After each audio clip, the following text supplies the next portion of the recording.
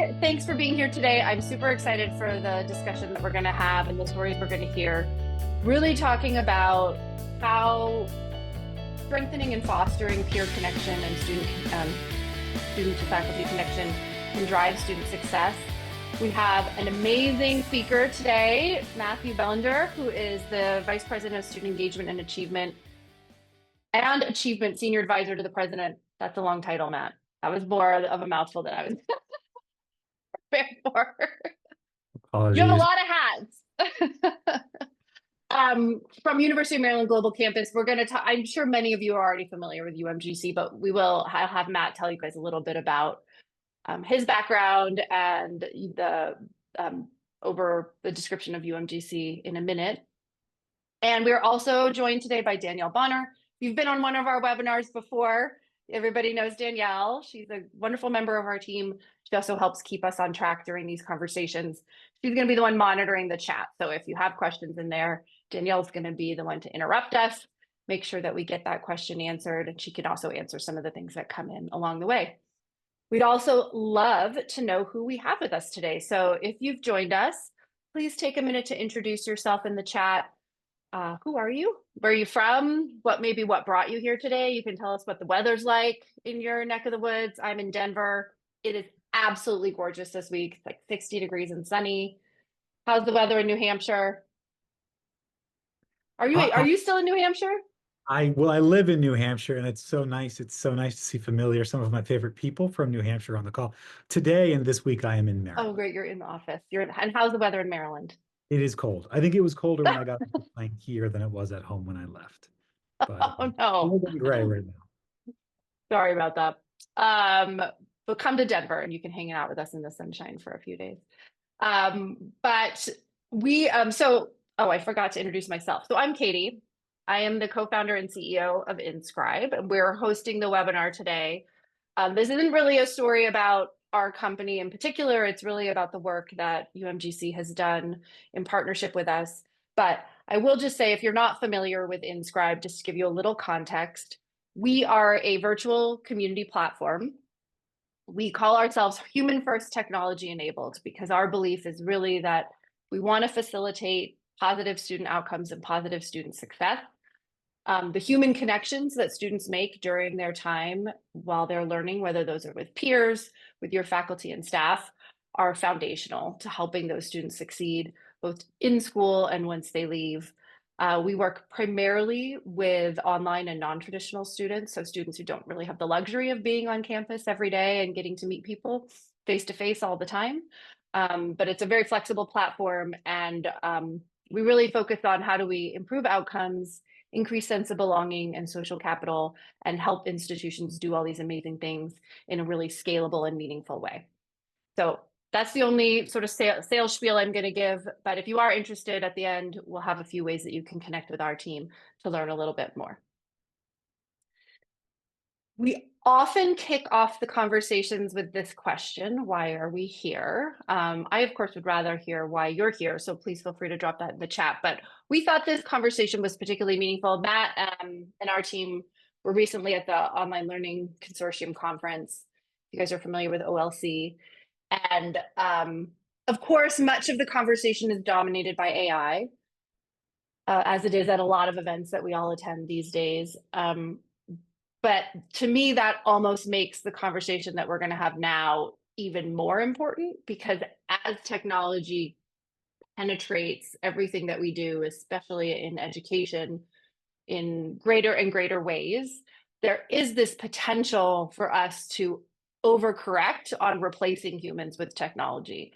And at least the way I believe it, and I think Matt agrees, there are consequences to those actions. So technology is a wonderful enabler of efficiency, but it is not human. And we don't want to lose sight of the really important value of human relationships that are built and how those go to fostering confidence and social capital that helps us succeed later on, and advice and all the great things that we're really, really good at that AI isn't necessarily going to be able to fill in. So I thought this was a really useful conversation to have today in the context of what's going on in the broader scope of things. And hopefully you agree.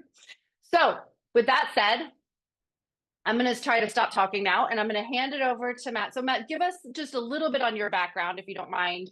And then for those folks who maybe aren't as familiar with University of Maryland Global, talk to us a little bit about the institution. Yeah, absolutely. Thank you very much, Katie.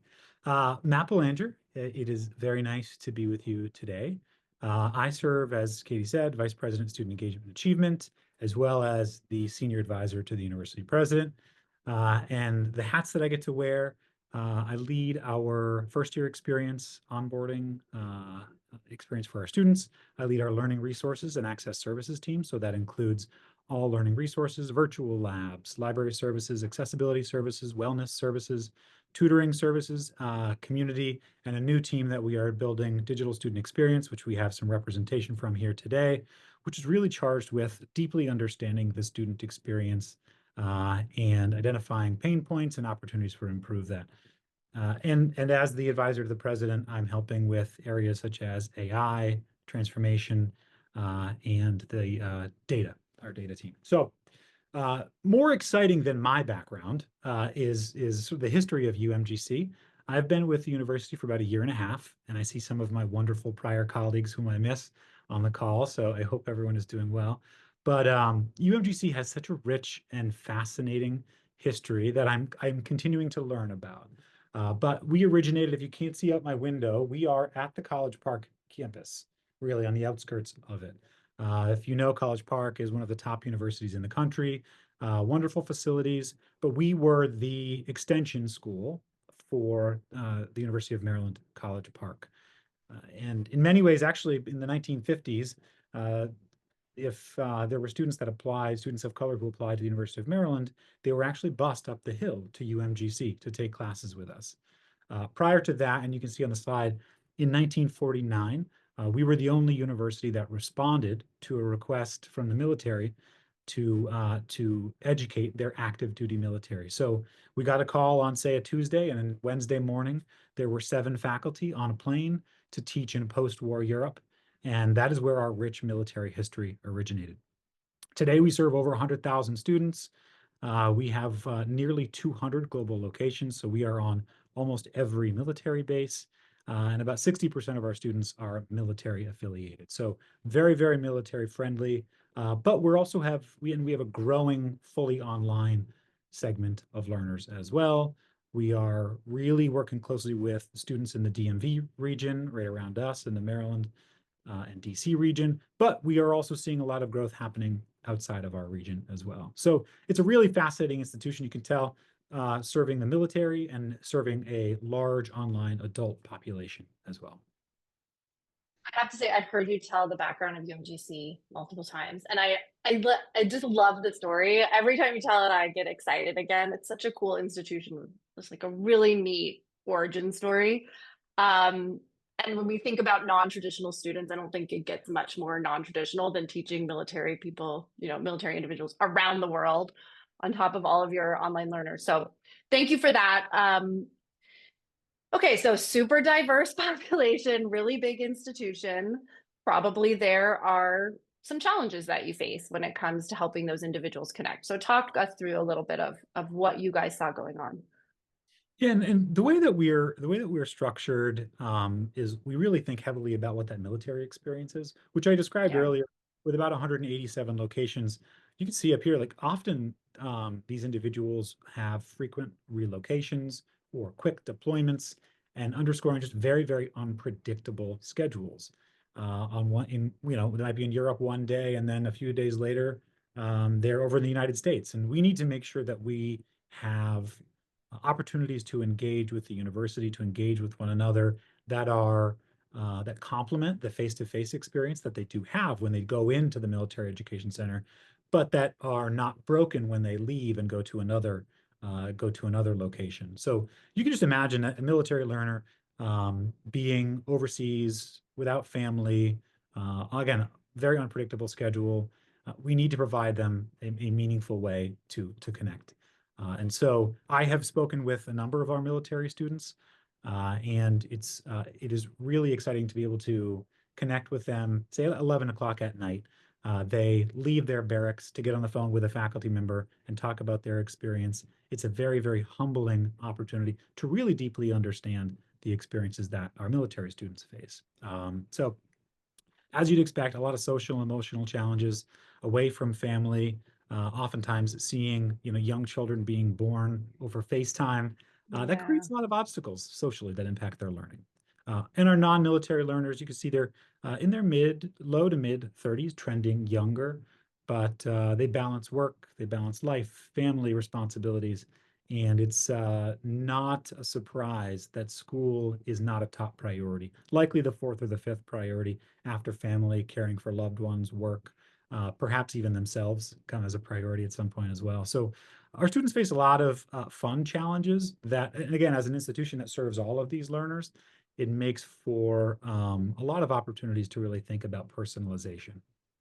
Yeah. And I think about how even um, a traditional, non-traditional, I guess is the way to say it, learner, the isolation of learning online and how difficult that can be, how amplified that would be for a military, for someone in the military who's away from all of their, things that ground them and maybe help them feel secure and motivated. And I also appreciate that you recognize school is not always the top priority for everyone. It doesn't mean it's not important and really critical, but it's like there's so many other things going on. How do we help make it easy to achieve that goal rather than constantly asking them to put it at the top of their priority list? So, um, and I'm sure many of the folks on the call can relate to these. In fact, if this sounds familiar to you, let us know. Or if there's other challenges that you feel like your students are facing, drop those in the chat. But it's a great introduction. So you were looking to achieve some goals. Talk to us a little bit about what you were thinking. Yeah, no, it's I think a lot of the research from many of the experts like Tinto and others really highlight the importance of sense of belonging and building Yeah. meaningful, authentic connection between students and staff, students and faculty. And so we recognized that we had a significant opportunity. We explored another platform that I think has seen a lot of success elsewhere. But it really that focused really primarily on the peer-to-peer relationship, which we do value. But what we saw is that our students anyways, required um, a bit of uh, some nudging, perhaps is a gentle way of saying that. And so what we were looking to do is create and deliver a flexible community that actually students wanted to engage in, that organically they found themselves naturally going to so that they found value in what was being delivered. Not one that they felt forced to, not like a discussion board where they felt like they had to go in on Thursdays, or in our case here at UMGC, it's a Sunday, right? For their place that they felt warm, where they could make some Yeah, make some connections, and where they kind of had enough confidence to ask any question of anyone who's in the community, and that somebody there would answer them and be there for them. And we needed to do that in a way that, like you said, Katie, when you opened, which is a way that leveraged technology to facilitate relationships and peer-to-peer connections. And so we embarked on a journey, and I think that's coming next. But we embarked on a journey where we tested the InScribe platform within our classroom, and we've had some tremendous results that I'm excited to share. that's great. Yeah, so we'll jump into the solution in a minute, but I think you touched on something that I just wanted to reiterate, and I really like that you said, which is um, peer-to-peer is a huge component of this and a really critical aspect to it. But students also need to know that the faculty are there, the support team is there, the infrastructure of the university is there. And in our experience, you don't want to exclude any of those participants from the process, right? Everybody has a role to play. It might be a slightly different role, but when you think about your community, it includes all of those human beings. So really honoring that and welcoming them all into the process, I think is something you guys have done a really, really nice job of. Um, Speaking of which, let's talk a little bit about it. So um, you introduced, so we, as you mentioned, we partnered with you guys and you started to introduce the concept of InScribe communities at UMGC. Um, do you want me to talk about this or do you want to talk about this? Well, I'm happy to share, and then feel free to compliment where Yeah. And yes, Please. we'll touch on this, at least a few things. Our model here at UMGC is probably similar to many on this call, large scale providers, where we have a curated content model. So we will create one version of a class, and then we will every term share that with the number of faculty who are teaching it. So in our case, we implemented this, we piloted this in our course. It's called, we refer to it as PACE, but it is Program and Career Exploration. It is our required 3-credit orientation course. And obviously, as the name suggests, helps students get a better sense of their academic program, around the courses that they're going to take. They are required to meet with somebody in the field. They are required to meet with a faculty member virtually. They are required to meet with their coach virtually. So right there, we are already challenging some of the characteristics of traditional scaled institutions by having required synchronous collaboration opportunities between students and those important members of their success network. But like I was sharing, we have one version of a class that we roll out, say, 500 times a term. What we saw was that there was not an ability for those students to connect with the other 8,000 students who were taking that class at the same time. So we were missing an opportunity to build relationships for students to say, hey, I live in New Hampshire. I also live in New Hampshire. Let's get together and have coffee. Or even for faculty to identify and connect with one another was really, really missing. And so we're leveraging some best practices from other institutions, as well as some of the best of more traditional institutions in terms of learning communities. We move forward with leveraging InScribe to be the community connection across all 400 to 500 of those sections. It was a virtual space, as you can see, for us to share resources where we can share information about accessibility services or wellness services or how to connect with their coach. And we see tremendous value in being able to share a resource. And then within an hour, you'll be able to see that 5,000 students have already interacted with that notice, and many of which have already taken action on it. Within that platform, we're able to host live events, which again, we're able to connect with 8,000 students across 500 sections to be able to share events about tutoring or about office hours with some of our rockstar faculty. It really was such a wonderful location for us to house these events. And the thing that we saw immediately was not only did students engage organically, but they came back. And I'll share more of that data in just a little bit. But we went into it really just trying to test whether we could build more community across sections of a individual class. And we were able to verify that pretty quickly. And you chose PACE because that was the course, the sort of introductory course that students were coming in. Am I assessing that correctly? So it's sort of like, these are net new students. The idea of helping them connect with others during this inbound process was highly valuable. And so it seemed like a good starting place. Is that fair? It did. It happened that I have oversight over it too, which made life a little bit easier. But That the helps. thing was like, let's start with this 3-credit class PACE, and then let's think about, which I can share too. Then let's integrate it within orientation. Then we'll look the other side of the student journey and integrate it into our Introduction to Comm course and into our, into the rest of our first year experience program. So Yeah. we're intentional, and we thought this was a really good space where students, as you can see, when students come into PACE with a lot of questions about like, can I do this? Or I need help with this specific item. And we thought it was a ripe opportunity for the kinds of questions that they would be asking to have a wonderful support network there to help them answer those questions. And how were students accessing the community?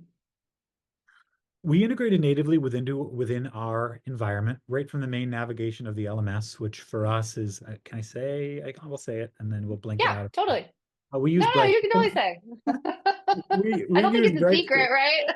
No, no secrets. No secrets here. We use Brightspace by Desire to Learn, and we like I said, we put it right in the main navigation of the classroom. So as you can see, where it's the learning modules will be linked. There's also a SNU virtual community that's linked there as well.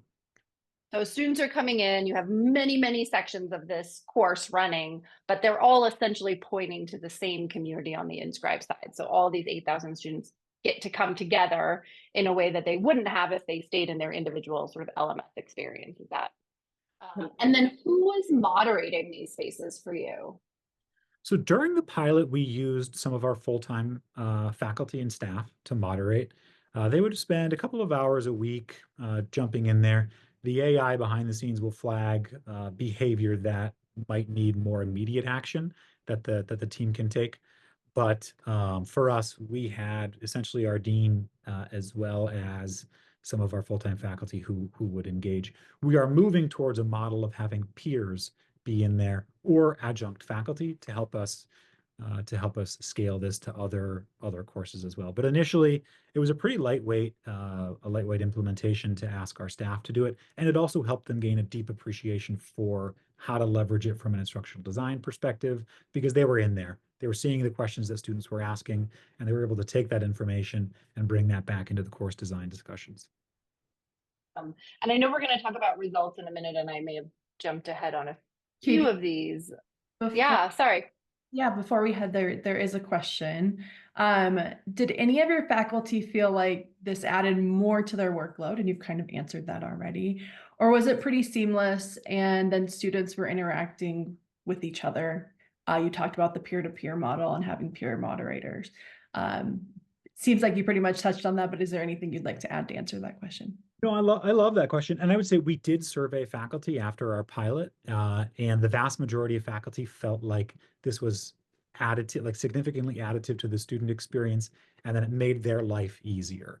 And I think as we learn more about and offer more within it, such as like weekly live lectures that a faculty member will host, that will hopefully make the faculty role, I don't want to say easier, but it will allow faculty to be freed up to have those one-on-one conversations with students.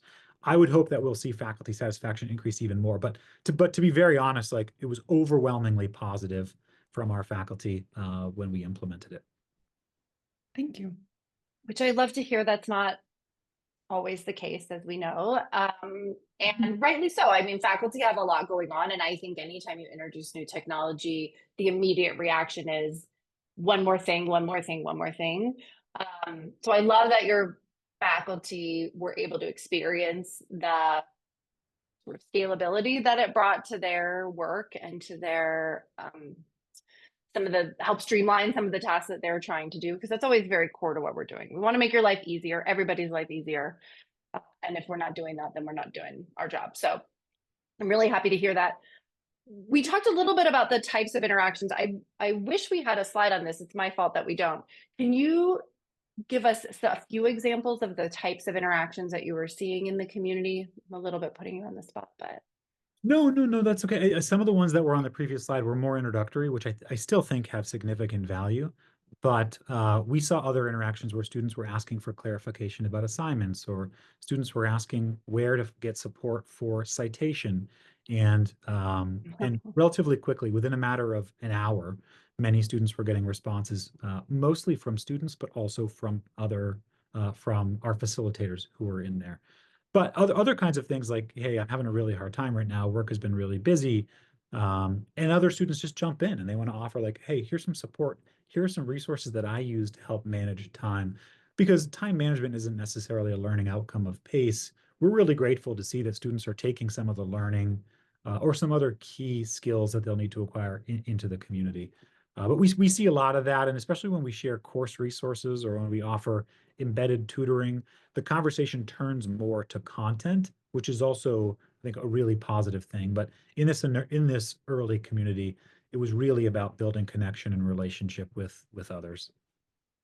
Well, and neat that you can solve those multiple problems with in one way, right? We can have the tactical questions around content and assignments and citations, which comes up all the time.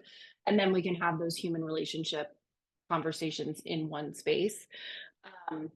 And yeah, I think going back to sort of that peer-to-peer, you obviously saw it when a student is struggling with balancing school and work and life, and they're willing to be vulnerable and vocalize that in a community like this. I think the positive impact that has on other learners cannot be measured, right? Because how many other people were sitting there at home thinking, oh, I'm feeling the same way, but maybe weren't willing or able to reach out. And then to see other people are having some similar experiences can be very reassuring in a way. And then to have other students jump in to support you, which is like, advisors and coaches are amazing. They do wonderful work, but there's something different about having another student jump in. Like, I'm going through exactly the same thing you're going through, and we can do this together. And I love that you saw some of that happening in your space. Yeah, no, it's really wonderful. And I think it aligns with, I think it's Inside Higher Ed puts out an annual survey of, student approach towards mental health services and other kinds of things. And more, the trend is that students are going to their peers or their family when they need help with academics or with mental health services. They're not necessarily immediately seeking out professional help. And there's a lot of stigma associated with reaching out to one of our professional tutors, who are also wonderful, especially if they're on this call, they're wonderful. But they but it provides a safety net for students to connect with one another first, and that's what they want. So we were really happy, and I think again aligns with national trends in the area. No, that's such a good point. Like, the stakes are higher if you're reaching out to a professional at the organization, or it feels a little bit, as you pointed out, there can sometimes be a stigma attached. It feels easier to just call up your friend or reach out to somebody who's on the same level as you. Danielle, I see some stuff popping into the chat. Are there questions you want us to? All kinds of things are popping into the chat. Okay, please. So this question came in, and I apologize, I don't know exactly when it came in, but it says, what format is used to facilitate these interactions? For example, a forum, a chat, a discussion board, Slack, Discord. Would you like to take a shot at that one, Matt? Yeah, I think we use the native functionality in InScribe for the vast majority of it. So you can see within that the functionality to upvote, to respond directly. It exists there. So a lot of the interaction takes place there.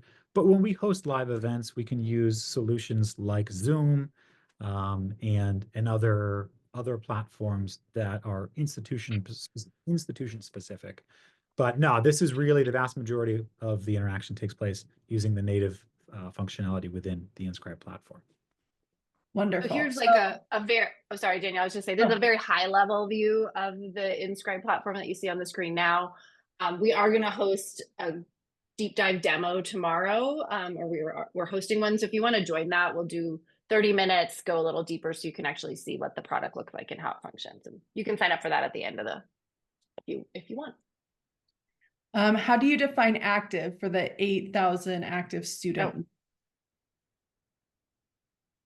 So for us, we made an intentional decision to keep students in the community until they are prepared themselves to opt out. So for us, 8,000 students in this community, say, like it shows on the screen, like 4,500 of them might be currently enrolled in this class.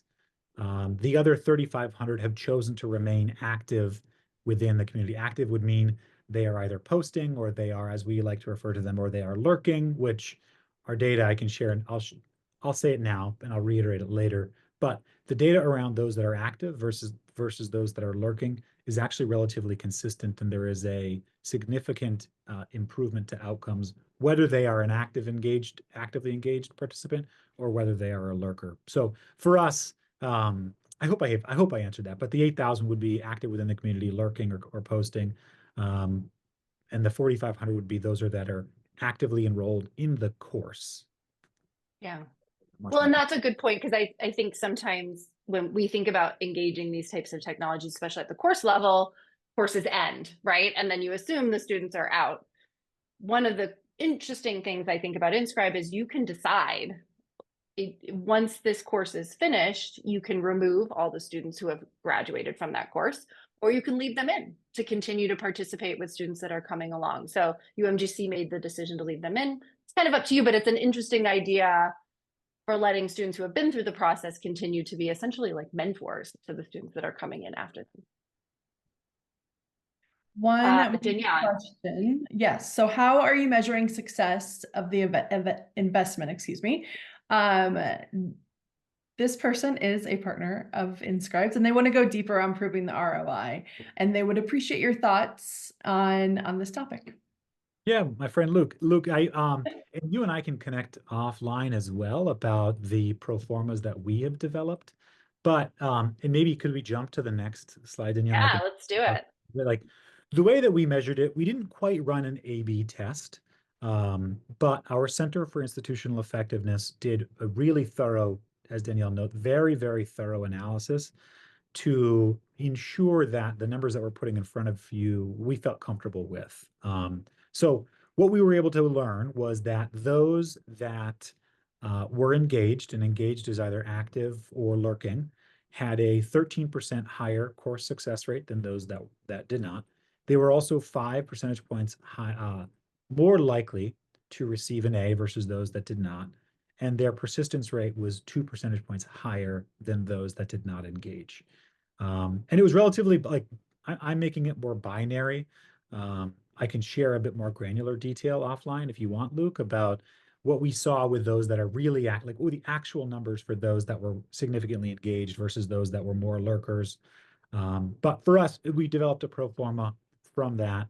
Our finance team helped us to generate what was essentially the added revenue in order to continue to expand and scale this, to hire more faculty to be the facilitators. So I'd also say there is something here about like offering community to students, in my mind, is also about table stakes for online learning. And the cost is nominal when we really think about the importance and the value. So I say that as someone who doesn't have to write the check, but some of the other outcomes we saw were higher levels of social and sense of belonging. We had an instrument at the end of the course survey. There were 4 specific questions. I can't remember them off the top of my head, but we were able to, with that course survey, feel very confident that those that engaged did have significantly higher levels of social cohesion and belonging. I mentioned earlier the positive faculty sentiment. And interestingly, just a fun fact, not relevant to what you asked, Luke, but there were 60% of those that were engaged were female. So females were more likely to participate. So we use these primary metrics, especially the persistence rate one, to generate a pro forma that we were able to use for our for the investment. So again, happy to chat or explain more. Thank you, Matt. And there's always this question around building belonging and how we measure belonging. I know, Katie, you have some thoughts on that. Maybe you want to share them. Or Matt, you can go ahead and share them as well. Well, Matt, you start. It sounds like you worked this into your your existing end of course survey. We did, yeah. We added 4 specific questions to our course survey to give us a better indication. I think that there are, I don't know of any formal instruments to do that, but that's how we chose to measure it. Yeah. And we've done something similar. We partnered with an external research organization, the College Innovation Network, in some work that we did with Rio Salado College. You guys might be familiar with them in Arizona. And they helped us develop an entire research study, but also a survey that was specifically designed to get at and measure belonging and peer connectedness. So we do have that survey. We can share that with other people. If you'd be interested in using it, you can just reach out to us and we can provide that to you. It's obviously a subjective measure. You know, the actual belonging and peer connection is something the student has to share with you. But I think it's an important question to ask. And, you know, you can look at the proxies for it around, you know, some of the stuff that we have here in terms of success rates and persistence, which ultimately is what we're trying to get to, right? But I think asking those questions directly actually also has a huge amount of value. And I want to give a little shout out to the InScribe team if you're on, because one of the things I think that they do such a great job of is making sure that our partners have access to the data that they need in order to do these kinds of evaluations. We're just one piece of the puzzle. We obviously don't have all the data that you see here, but being able to say, you know, here's who participated, here's the rate at which they participated, here's how they participated, I think is an important component of the partnership. Shout out to the team on that. Did we have one more question wrapped up in all that detail? That's it for now. Thank you. Okay, terrific. So, and you mentioned, Matt, that you had an internal research team that was helping with this analysis. How critical was that to being able to do these evaluations? I think it was helpful, and we have some work to do on our side to gain more specific information about who the students are that are engaging. Um, that we will continue to do to better understand. Like, I'd love to be able to sit before you and tell you exactly the kind of student that could benefit most from these communities. And we're going to get there so that we can provide more intentional intervention to those students. But it was wonderful to have our internal team be able to review it, because you know how like your gut feels like students are really getting value here. I can see on the screen that students are going in there, they're coming back and they're connecting with one another, but it does feel very reassuring to have the data and finance team come back and say, you know what, you're right. Pat you on the back and say you did all right here. So that Right. was a really important validation. Yeah, not everyone at the institution is in the front line to see and get the gut feel that you have something that I'm sure, as Luke was nodding his head right now, having the numbers, the quantitative components of it are very important as well. All right, well, let's talk a little bit. If you guys have more questions, pop them in there, but we're going to talk a little bit about where UMGC is going to go from here. What's next? Yeah, so we are excited. We're really kind of putting the pedal to the metal on this one, and we're going all in. Partly because we learned so much, we see significant value in this, and we want to bring this to more students. So we are actually moving forward with institutionally, where we will house all of our student groups, all of our student communities, our honor societies, our clubs. We will also use InScribe to host, and our wonderful experience designer, Adam, is on this call. He's helping us do this. But we are really designing, if you can imagine, the virtual quad, where students can enter into the environment and they will have access to all of the community options that the university offers to them. And so we really want to make this feel like an immersive, a very intuitive experience, where if I'm looking for course-specific communities, I know exactly where to go. If I'm a member of the School of Business and I want to go join the MBA community, I have a place that I can go. Within that community, the dean will be bringing in subject matter experts and alumni so that we can build connections and build relationships. We want InScribe to be the solution that helps us to really figure out how to do that beyond just course level communities. We've proven the value of the solution with our course communities, but we're broadening this. And you can see some really positive indications. I'm sure Adam has some even more updated numbers, but we went from our PACE community to a community that we introduced in orientation, integrated into our portal. You can see it here. We did add it to our student portal so that all students can get into the InScribe community, not just students who are taking PACE. We initiated it on the 12th at noon, and less than a week later, we had about 1,200 students who joined the community and who are actively engaging. And we're just super excited. We're super excited to see the organic interest that students are bringing to the community. So we will use that, as it says here, we will use that to also scale new academic support services embedded in the classroom in areas such as writing, communications, mathematics. We really see this as being a great place to put some really rich learning resources that can help students to overcome some challenges. We will continue to expand and explore ways to facilitate these communities with either peers, which now we have 2, really hoping to add more peer orientation leaders as well, that they are in there and they are actively nurturing relationships, building community, posting quiz questions, responding to student questions.